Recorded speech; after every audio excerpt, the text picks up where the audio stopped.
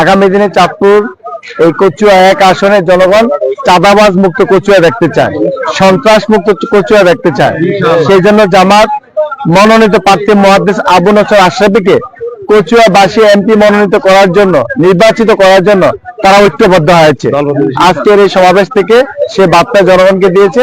আমরা দেশবাসীকে বলতে চাই, দেশের মানুষকে সাথে নিয়ে জামাত ইসলামী একটি নতুন বাংলাদেশ গড়তে চায়।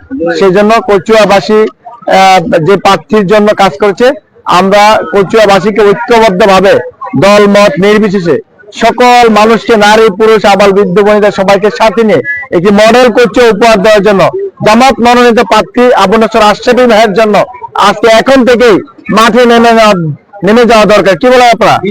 ইনশাআল্লাহ আপনারা সকলে কাজ করতে রাজি আছেন তো? ইনশাআল্লাহ আপনারা সকলে যদি আমাদের আশরাফী ভাইয়ের জন্য দাঁড়িপাল্লা মার্কা নিয়ে যে প্রার্থীকে আমরা অন্য কাউকে প্রতিপক্ষ মনে করি না।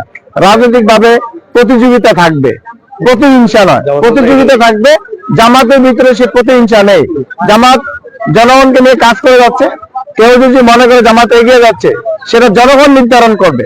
আগামী দিনে জনগণ অনেক দল দেখেছে, বড় বড় অনেক দলের দেখেছে, আধিপত্যবাদ, সাম্রাজ্যবাদ, চাঁদাবাজ, দখলদারিত্ব, এগুলো জামাত বরদাস্ত করে না।